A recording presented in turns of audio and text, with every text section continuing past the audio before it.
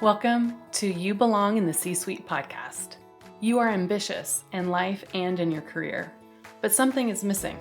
You want to bring more of your passion to what you do. Because let's be honest, you pour a ton into your work, and it needs to mean more. I'm your host, Laura Eigel. I'm a mom, wife, PhD, coach, advocate, introvert, and indoor rowing fanatic. I'm passionate about living a life that's in line with my values. We'll give you the actionable tips and tools you need to lead with your values, make a difference, and have career success. The world needs more diversity and authenticity in the top jobs at organizations. Your leadership belongs there. You belong in the C-Suite.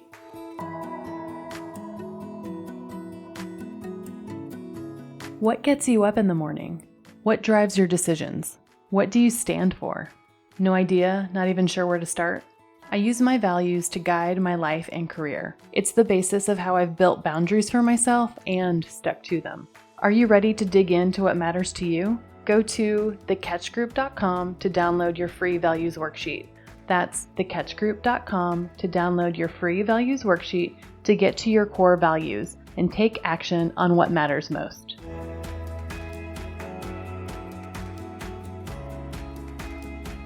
Welcome to this week's episode of the You Belong in the C-Suite podcast. This month, I am celebrating my 1-year anniversary of rowing on the water. I have talked about my rowing journey a few times on the podcast and shared some pictures through social media. And I wanted to get on the podcast today and talk about a couple of things that I am proud of now being a year in on rowing on the water. So first, I am still doing it. I'm really proud of that. Some weeks it is consistent and some weeks it isn't based on schedules or our kids' schedules because we row early in the morning. I even made it back on the water after an injury I had in the winter. And so the first thing I'm proud of is I am still at it, slowly but surely. The second thing I am proud of is that I've connected with a lot of great people and belong to an amazing masters rowing crew. So masters is the terminology used for adults who row. I'm not sure if there's a specific age related to it, but if you're out of college and start to row or used to row and come back to the sport as an adult, it's most likely within a master's program. So no matter kind of what rowing club it is, it usually has a master's program or a juniors program teaching middle schoolers or high schoolers, and masters teaching adults. And so many rowing clubs have a learn to row class for adult beginners who then can transition into a master's program. So that's what I did. I started last year at one rowing club and in their learn to row program. And now I'm at a different one across the lake at a master's program. And I've just really enjoyed getting to know these amazing people that I row with. All come from different parts of life at different skill levels. And some of us row recreationally and some of us compete in competitions and masters regattas. So you kind of get a lot of variety of people from kind of all walks of life, but then also different skill levels, and they all have kind of different goals in their rowing. So I'm proud that I've connected with this group of people. I'm also proud that I have figured out some things that I prefer in rowing. So for instance, I learned how to row in an 8-person boat with a coxswain rowing sweep. That is with this idea of like one big oar. So in an 8 boat, you have 8 people in a row, but then 4 of you alternatively row on one side versus the other, port versus starboard. And I row port when I'm in an 8 boat, and I like it, and it's really fun and it's challenging. But I was also able to learn how to scull, which is rowing with 2 oars in a smaller boat with no coxswain. And so I really prefer sculling in a smaller boat with 4 people or 2 people. And I've also gone sculling out solo in a single boat as well. So I love that I'm kind of figuring out what I like and why. And that's been really fun to explore. Another thing that I'm proud of is that I'm still learning and getting better. And I have even more goals to become a stronger rower. And I know that it will happen over time and with more experience. And I'm really trying to enjoy the journey and really just be patient with it. My core value of achievement has definitely been pushed to kind of tamper down to like expect all these things and be good at this stuff. And really, I'm just trying to be patient and learn, and that comes with experience. And so I'm trying to be patient with that growth, and I'm still working through that. And last, I'm just proud that I'm sharing even more about my rowing journey with you all in the podcast. And I'm also including my rowing journey in my next book, Values First Teams, which I'm currently editing right now. And, I just couldn't help myself. I couldn't write a book about teams and not talk about rowing. There's too many really good connections to leadership and self-discovery and all the things. And so to celebrate this 1-year milestone of rowing on the water, I am sharing this listener favorite episode, Lessons in Rowing and Leadership. And in this episode, I share my rowing journey with you to show you that I am still learning and growing, and trying some of these things have been absolutely terrifying, like getting out on the water after rowing indoors for over 10 years. So sometimes it's still terrifying, but I'm still doing it. And I hope it motivates you to try something new too, to push your own curiosity and get out of your comfort zone. Let's get started.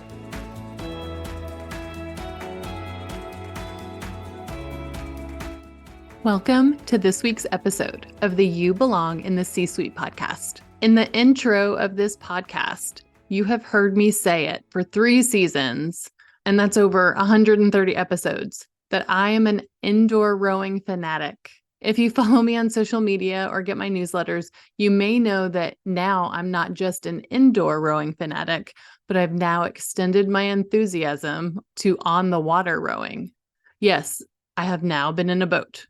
So I wanted to do a solo episode about my recent experience in getting out on the water and rowing, because there are so many relatable lessons that I've had for life and leadership.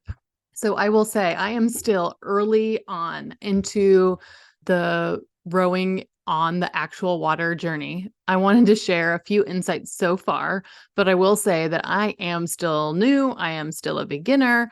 I've learned a ton of new concepts and new terminology, and I will be the first to tell you that I am not an expert. So when I mess up, please know that I'm doing my very best. And if there are any seasoned rowers out there, please know that I'm trying my best and I'm sharing some insights that pertain to my journey, my personal growth, and also to leadership and teams. But first, let's back up a bit. I first got into indoor rowing after joining a workout studio over 10 years ago after having my first kiddo. And I write about it in my book, Values First, about how sometimes something you didn't even need or even know about finds you, and then you do need it. So listen to this chapter from Values First from the audiobook version, which highlights where I talk about finding indoor rowing and even inspired the name for my company, The Catch Group.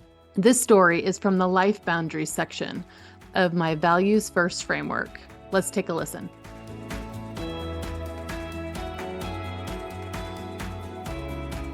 Life Boundaries. Building a boundary. Around here, the notion of boundaries isn't just some self-help fluff thrown around at a corporate retreat. In this section, I'm going to give you the tangible tools you need to not only set boundaries, but also keep them through grace and consistency. I've never considered myself an athlete. I casually played tennis in high school. I didn't take it too seriously. Sorry, fellow junior varsity tennis players from my high school days. A car accident that left me with a recurring back injury kept me from working out in my early 20s, or so I told myself. In my late 20s, I tried to run a few times with the Couch to 5K program. That led me to do my one and only 5K. I've never considered working out an enjoyable hobby. In my first pregnancy with my son, I ate for 4. Potatoes were my biggest cravings. I had to have all the carbs, all of them. I gained 67 pounds in that pregnancy. Turns out he was only 8.5 pounds of that. Thank God my mother told me to pack my hospital bag with clothing to fit my pregnant body for coming home after the birth. She told me that she brought pre-pregnancy clothes with her when she had her first kid, my older sister, not realizing what state her body would be in after having a baby. Your post-birth body isn't like a balloon that flattens when the air gets let out. I ended up having a cesarean section, not the birth plan, but everyone was healthy. That meant more healing for me as we got to know each other, this new person they let us bring home. I focused on breastfeeding, which didn't come easily to baby and me, and taking care of myself and my incision. We slept when the baby slept. We supplemented with formula, a decision that was made between my husband and my mother out of desperation and exhaustion as I napped one day. It was the right decision for us. I had taken 3 months off for my maternity leave and wish I had taken more to be with him. By the time I went back to work, he was sleeping through the night for the most part, but we were all still exhausted. I was returning to a job that I had been at for a while, so it was good coming back to something I knew so well. When I came back, it was familiar but different. My priorities had shifted. I knew that this family was now the most important thing, as I cried on the commute to the office on my first day back. Preparing to come back to work was also hard because I didn't fit into any of my clothes. My younger sister served as my stylist as we went shopping for work basics and nursing-friendly tops because I'd be pumping at work. I wore maternity pants well into post-baby life because they fit better than regular work pants. Going back to pants with zippers or buttons after wearing stretchy, elastic-waisted pants is a new circle of hell. The few pairs of pants that I did wear with the torturous combination of zipper and button, I unbuttoned as soon as I got into my car. It messed with my confidence, but I had a healthy baby, so it was okay, I told myself. Really, I felt like I'd lost myself and my body somewhere along the way. On my way home from work, I routinely passed a shopping complex with a new storefront. I saw women periodically going in and out of it, and I realized it was most likely a workout studio. It felt like something I should check out, like it was time to start focusing on losing the baby weight that I hadn't lost yet, 8 months post-pregnancy. As you read this, you might be screaming, "Ugh, why is that your motivation? To lose weight?" What started as a motivation to lose weight, fueled most likely by the unattainable expectations that a patriarchal society puts on women to bounce back immediately after having a baby, eventually became a way for me to live out my value of balance. I got the courage to ask my good friend, Haley, if she would try out this new studio with me. Haley is notoriously up for a bargain, and there was a sign-up special for half off your first class. The studio taught low-impact, high-intensity workouts, including spin, indoor rowing, and ballet bar classes. I convinced her we could handle a bar class, a program with ballet moves. I took ballet as a kid. How hard could it really be? I was already in pain when the instructor mentioned we were only 10 minutes into the 60-minute class. What? How can that be? We've been here forever, eternally forever. During the bar class, I legit thought my legs would burn out and that I wouldn't be able to walk the 20 feet to my car. I kept thinking about how wonderful it would be to make it through the end of the class so Haley and I could talk about how we were never, ever coming back in 1 million years. I couldn't wait to talk about the ridiculousness of it all. What were we thinking? Somehow I got through the class and did walk out of the doors using my own legs. As I got to my car, I remember thinking that this was the last time I was going to be in this building ever. Just as I opened my car door, Haley looked at me and said, "Well, that was horrible. When are we doing it again?" "Wait, what? You want to go back?" I questioned, wondering if my friend had lost her mind. "Yes, we are going back," she said with a smile. "Ugh, fine," I conceded. "I'll try it one more time." Nothing like peer pressure to help you make good life decisions. 2 days later, I could barely walk. My legs burned. It hurt to sit down. It hurt to stand up. That made going to the bathroom painful and ridiculous. But I did not die, so we went back. We took more bar classes, and then I got the courage to try an indoor rowing class. It was like a spin class, but instead of a room full of stationary bikes, it was full of indoor rowers. I'd never seen a rowing machine before, besides glancing at a dusty old one in one of those big anonymous gyms that I paid a monthly fee for but never used. The indoor rower had a tank full of water at the top of it, with a thing that spun around the tank as you rowed. A big whoosh sound could be heard as you pushed back. As everyone jumped on their rowers and strapped their feet into the foot stretchers, there were whoosh sounds at different cadences across the room. Our instructor, Molly, who reliably had a short bob, smile, and the best 90s and early 2000s hip-hop music playing, spent the first few minutes teaching us some terminology and told us to start rowing, even if we didn't know what we were doing. I started and felt like an awkward duckling. Start in the catch at the front of the machine, where you are almost tucked in a ball, but sitting straight up with your arms out. Holding onto the handles, your knees into your chest. Hold on, not too tight, with your pinkies slightly off the handles. Now push back, legs straight out, keeping your arms straight too. Then tip back, pretend your torso is a clock, and you are at 12 right now. Lean back into the 10 position on the clock. Then bring your arms to your sternum, right below the band of your sports bra. Then bring your arms back straight out, keep your legs straight, come back up to the 2 position on the clock, where your arms are now over your knees. Then slide back into the catch. You've just done a stroke, Molly explained as she did the motions with us. Like all of those words made sense to my brain. Eventually I got it though. Push off with your legs, lean back with your core. Bring in your arms. Bring your arms back out. Back up with your core. Legs back in. Legs, core, arms, core, legs. 1 stroke. Legs, core, arms, core, legs.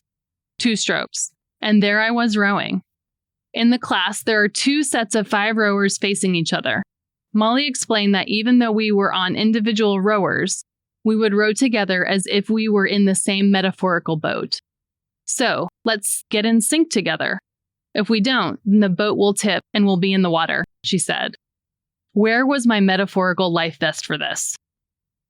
The thing about water rowers is that you can't outgrow them. So newbies like me or seasoned rowers were in these classes all together at different skill levels.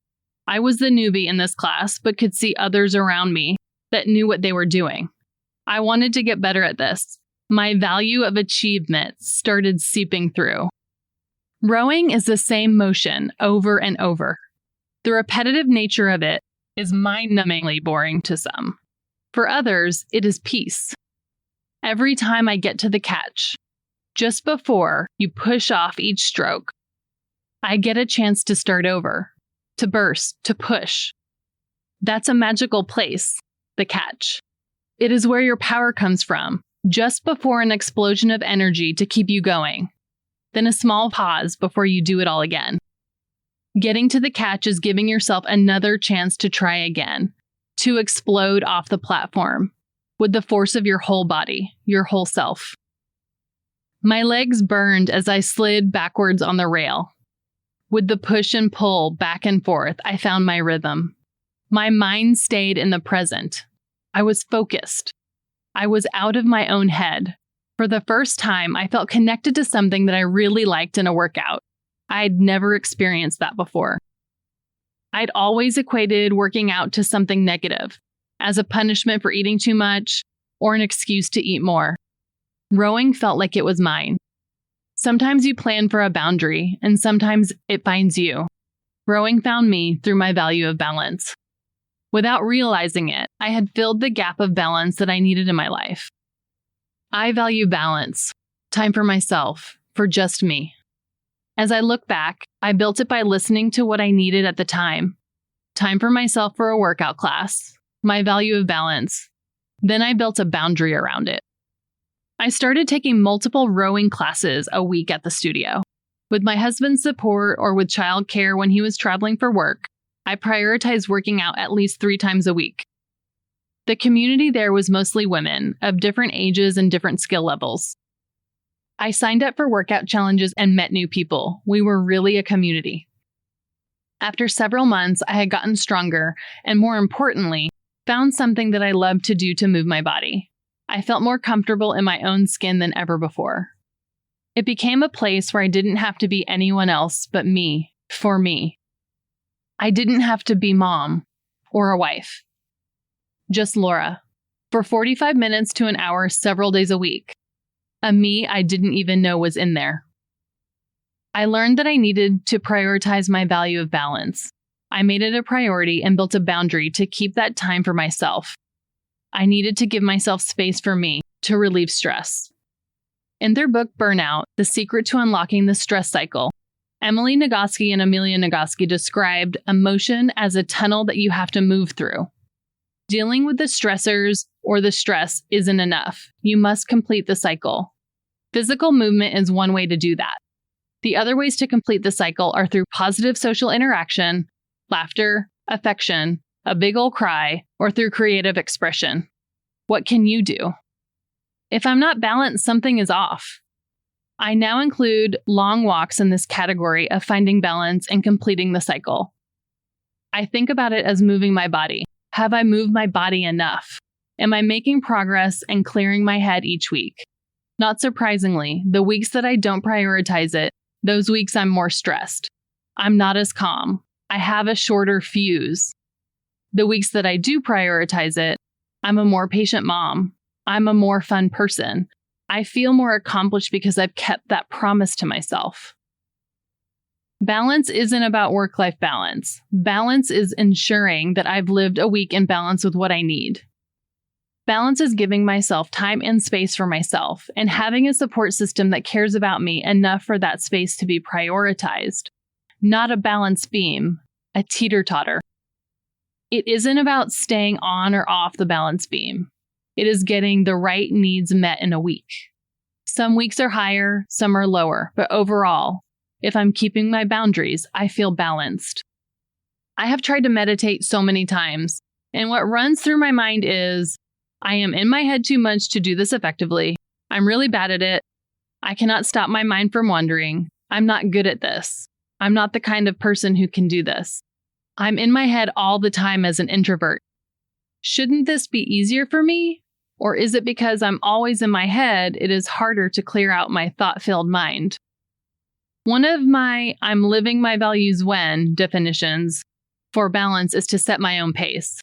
Rowing is the closest I've ever gotten to that peace and calm that others tell me come from mindfulness. Rowing is my meditation.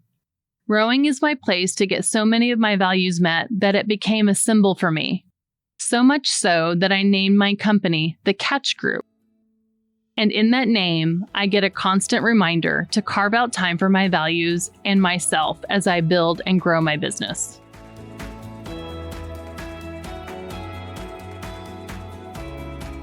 So now that you have the backstory of how I found indoor rowing and why my company is called the Catch Group, I wanted to give you the 5 lessons I've learned so far from my journey of my on the water rowing.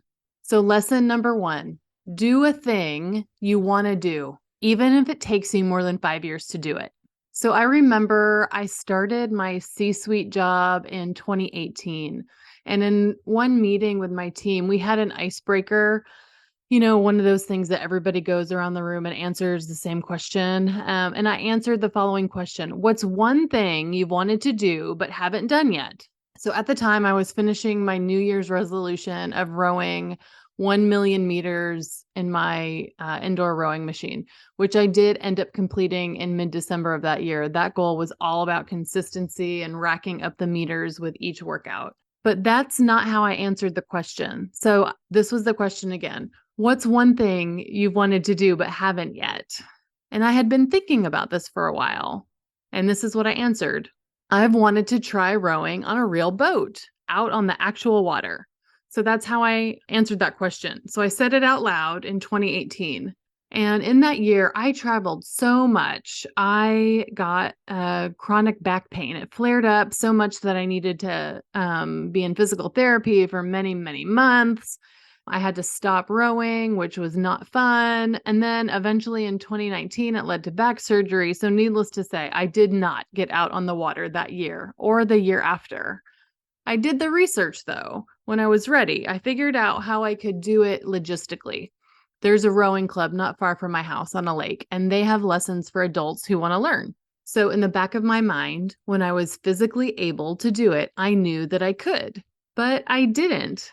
And time passed, even though I was healthy. Then the pandemic hit, and well, everything was put on hold for a lot of things. And I, put that on hold as well. So one summer, I even emailed them to see when lessons started, but the timing wasn't going to work out. So again, I put it on the back burner. Then in my podcast in 2022, interviewing Amanda Knox, she asked me a question that put it in the front of my mind again. Here's a clip from episode 88, Belonging and Advocacy with Amanda Knox. I asked her, how do you prioritize yourself? Listen to this part of our conversation.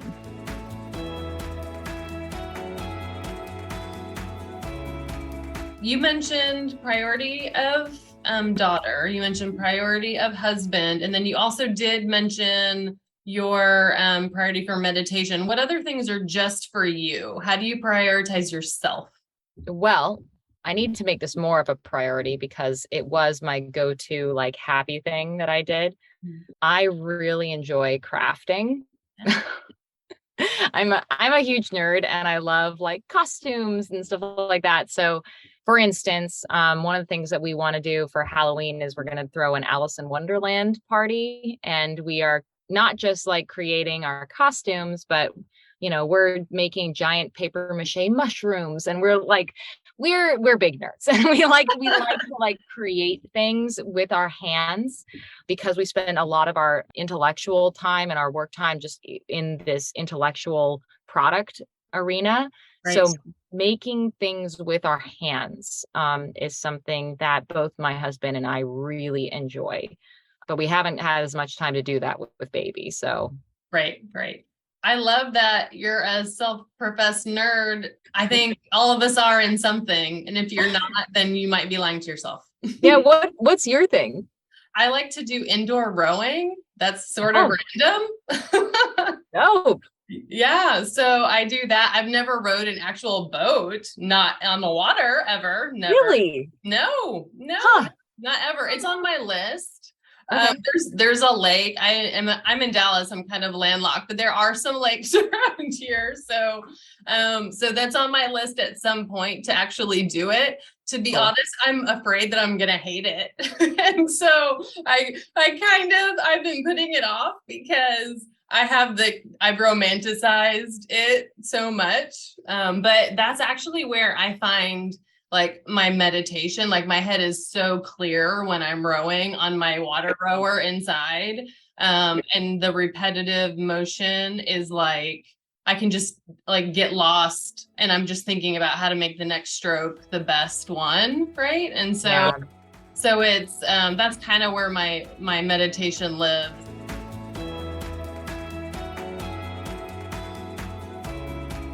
So after recording that episode, it kind of just put it back in the front of my mind again. And so I would love to tell you that after that episode, I signed up for rowing. But alas, it was about another 6 months before I went out on the water.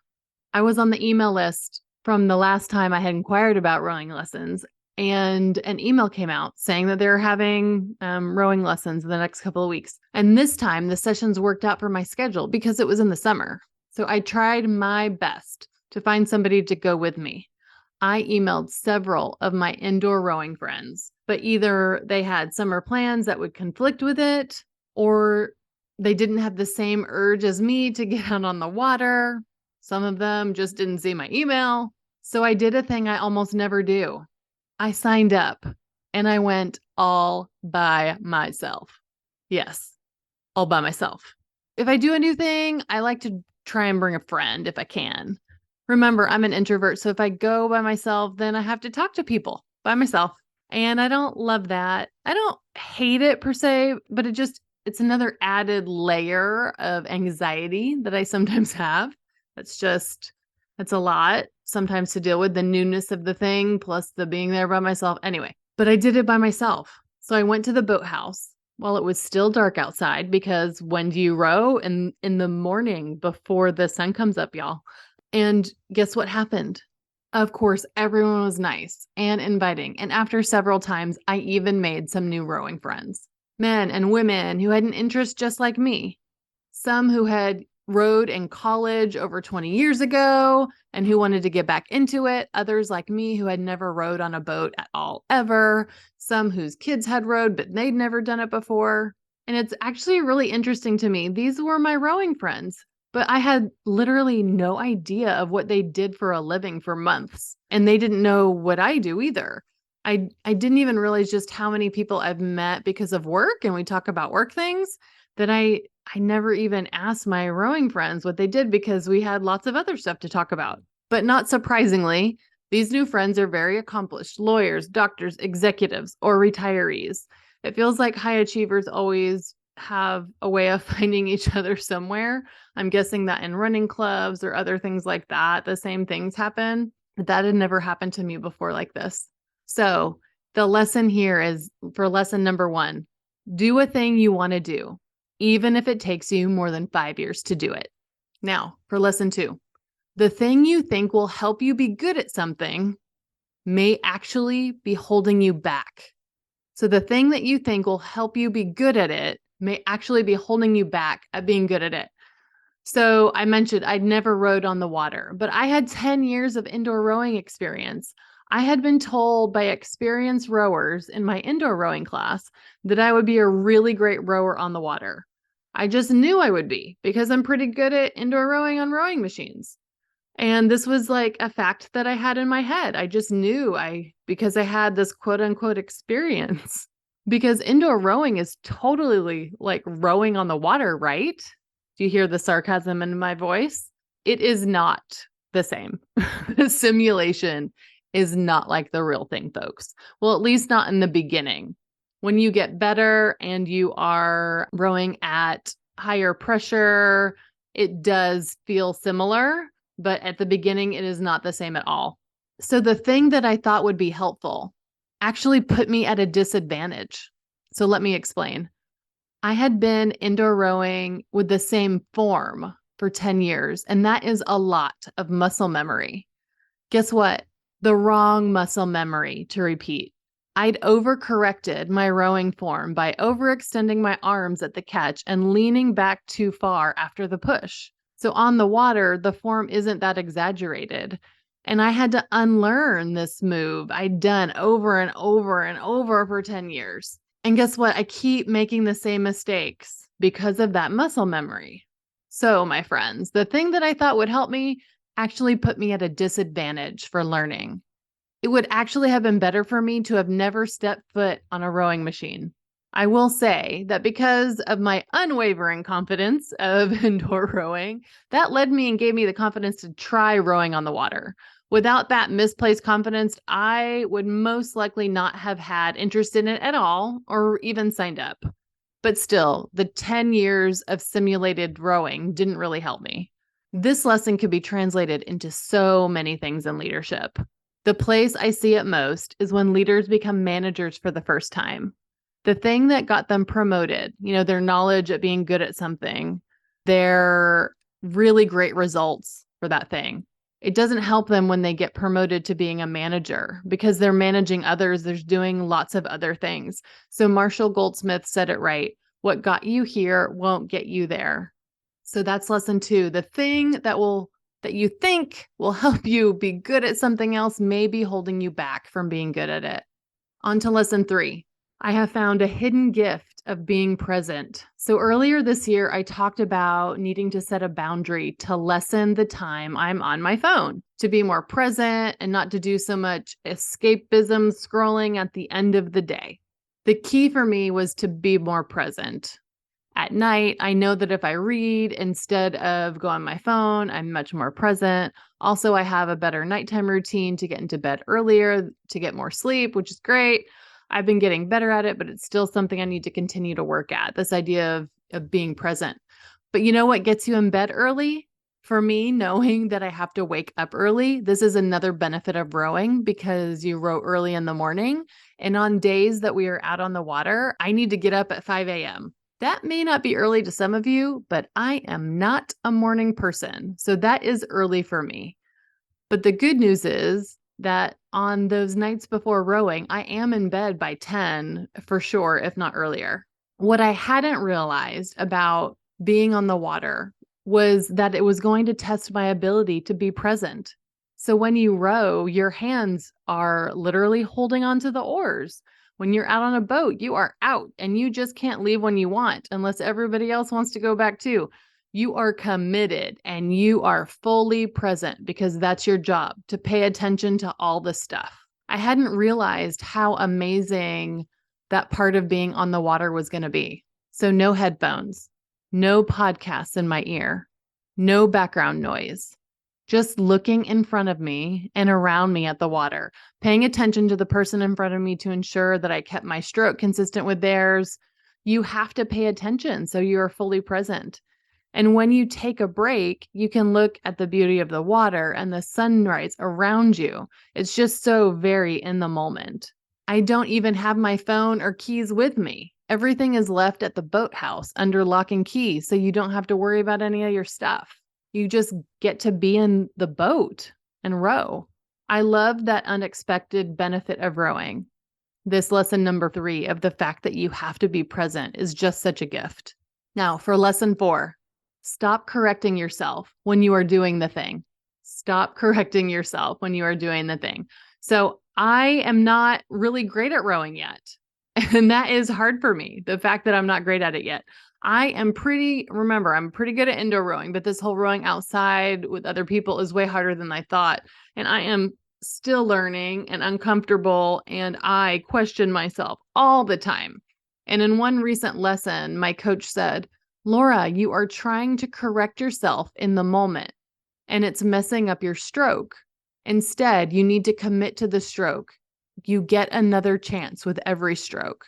So this was in a lesson when I was in a solo boat, so by myself. So I was rowing and then I forgot like a small thing, so I tried to correct it in the moment. And when you're by yourself, you can do that, but when you are in a boat with other people, you cannot do that. You will miss the stroke, you could get hit by the oar, so many bad things can happen. Anyway, so in the moment I was trying to correct myself and I told him, you know what, you are really more of a life coach than you are a rowing coach, because in that statement, it could help me in just like so many aspects of my life. I'm always trying to do something perfectly. I am. And if I don't, I catch myself and then I overthink it and then I redo it and then I try and do it perfectly again. And so I'm still thinking through all the ways this coaching is helping me, this idea of an insight of trying to correct myself in the moment. So it definitely goes way beyond just rowing. So I'm sure I'll be back with you more on this one. It's definitely tied to people pleasing and perfectionism and all that kind of stuff. But until then, I'm really, instead of trying to be perfect and correcting in the moment, I'm trying to commit to the stroke. So committing to the stroke is what I have in my head instead. So instead, I'm asking myself, what would happen if I committed to it, good or bad? I get another try. That's the benefit and the beauty of rowing. The next stroke is literally the next one. Like you have another chance in just a second. So what would happen if you tried something all the way without correcting yourself? There's a freedom in it, that freedom in doing it imperfectly. Now my last lesson, lesson number 5, the benefits of not going it alone and being a part of a team. So when I first learned to row outside, we went out in an 8 boat. That's 8 rowers and you row sweep. So each rower has one big oar. There's 4 oars on the right side, which is the port side, and 4 on the starboard side, which is the left. And it's right, left, all the way to 8, right? So the first time we went out in the water, we went on that 8 boat. It's easier and more forgiving to learn on a boat with more people, right? So the first time we went out, the coach, the coach, got us out on the water. We started rowing a couple of people at a time. They have a method that they teach you. You're hardly like at the beginning, you're never rowing at the same time. So you do different pairs, or the front of the boat or the back of the boat at the same time. And the coach even mentioned that he saw a dead fish float by us. We were going so slow. But the whole point was we were going slow on purpose because we were learning. And so we had a chuckle about that. But after several weeks, we progressed, getting out on the lake, staying less close to the dock. So if you know anything about rowing, you know that even in an 8-person boat, there are 9 people because of the coxswain. The coxswain navigates and steers the boat. So they verbally tell you what to do. They usually use a megaphone. They call out the orders to the rowers because it is hard to hear out there. So they need that megaphone. They navigate and call out the moves, tell which people to row and when and why, how fast you're going, all that kind of stuff. However, one day out in the water, we had 7 rowers and not 8. So one person was sitting as the coxswain, but we still usually in an 8-person boat, I thought you have to have 8 people, right? So can you still row with a rower missing? I found out that in fact you can, but it is harder. So we moved things around. Before I had been in a different rowing position in a different part of the boat. This time I was in seat 2, rowing port instead of starboard. So basically that's rowing on the opposite side of the boat that I had been learning in. And the number 3 seat sat empty. So you still can row a boat, and that's usually an 8 boat. That's usually the seat that sits empty when you do it. But it's very similar to when somebody is missing at work. So when somebody is missing in a team at work, some of the same behaviors emerge. You need to reassign the work. You'll have to have new expectations, right? You will most definitely still feel the empty seat. You can feel sometimes it going one way versus the other. It's not going in a straight line, right? The team has to work differently together, and that result still most likely won't be the same outcomes in the end. And the leader has to set really clear expectations. So the day that we went out in that boat, different people were rowing together at different combinations because that 3 seat sat empty. We had to navigate in a little bit of a different way, right? Because one side didn't have the same as many oars as the other. And the biggest lesson for me on this day was that you can still get the boat out on the water, even with one person missing. But the boat weighs more when you carry it out and back from that boathouse because there's one less person carrying it and supporting it. And as a leader, the same is true for work when somebody is missing. So I want you to think about, how are you supporting your team when they're in transition, when someone gets promoted, or when someone needs more support? The work still gets done, but it's heavier on everyone doing that work. The other thing about rowing as a team is it sometimes takes this individual work and growth to benefit the entire team. So I mentioned I'm also taking a few solo lessons so that I can get better as a rower in general. That way, I'll also be better when I'm in a boat with the team. So when you row a boat or in a single, that's called sculling. So you can scull in a single, in a double, or in a quad. So one person in a boat, 2 people in a boat, or 4 people in a boat. And in sculling, you have 2 oars for each rower. So I did this, my first sculling solo. I had 2 oars and you're in the boat by yourself. And then a coach follows you in a separate boat that has a motor. So he's like just following you, explaining different things, kind of guiding you that way. So in my first solo lesson, in the first 5 minutes, I almost ran into a dock. But I was really happy I did not flip the boat, which is great. And in that solo lesson, I just got so much better as a rower and a lot better as a navigator of a boat, which made me a better team member when I got into another boat later in that week. I went on a double with a rowing friend who was more experienced than me. And it made me better as a rower when I got back into another 8 boat as well. Even though sculling has 2 oars and when you row sweep, you just have 1 oar. I realized all of that individual work really help the team as well. So just being a part of a team and understanding how you contribute to a team is one thing, but also the individual work that you do separately also benefits the team as well. And I think, again, that is such a lesson to learn within leadership as well. It's not just the teamwork, it's also your individual growth that then can help the team and benefit the team too. So here are my lessons so far in rowing out in the water. Lesson 1, do a thing you want to do, even if it takes you more than 5 years to do it. Lesson 2, the thing you think will help you be good at something may be holding you back from being good at it. Number 3, realize the hidden gifts of being present. Lesson number 4, stop correcting yourself while you are doing the thing. And lesson 5, there's so much benefit of not going it alone and being a part of a team. Indoor rowing is where I found a boundary for myself, where I can live out my value of balance. Now I can do that with rowing on the water too.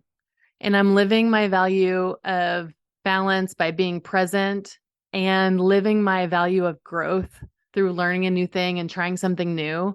And I hope you liked this very real episode of me sharing my learning experience with you. I'd love to hear from you to understand how you are living your values or which lesson you resonated most with here. Remember, your leadership belongs here. You belong in the C-suite.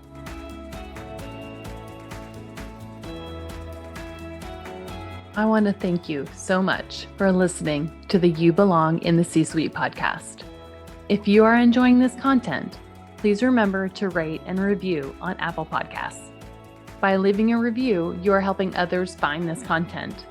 We will be featuring 5-star reviews on air in upcoming episodes. Editing and support for the podcast is done by S&E Podcast Management. To get more tips and tools to help you live a life guided by your values, go to thecatchgroup.com. Keep your boundaries and take care.